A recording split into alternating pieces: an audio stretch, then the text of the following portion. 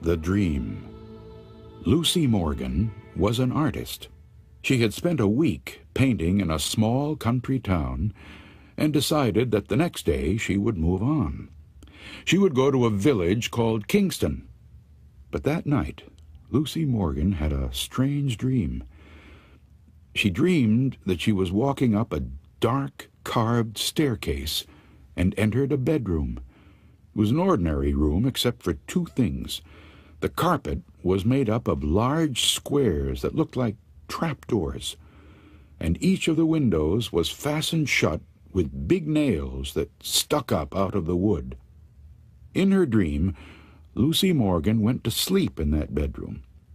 During the night, a woman with a pale face and black eyes and long black hair came into the room.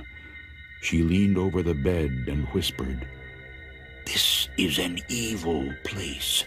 Flee while you can."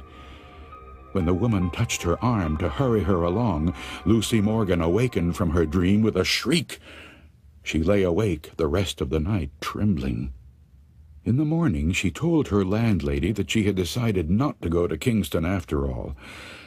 "I can't tell you why," she said, "but I just can't bring myself to go there." "Then why don't you go to Dorset?" the landlady said. "It's a pretty town, and it isn't too far." So Lucy Morgan went to Dorset. Someone told her she could find a room in a house at the top of the hill. It was a pleasant-looking house, and the landlady there, a plump, motherly woman, was as nice as could be.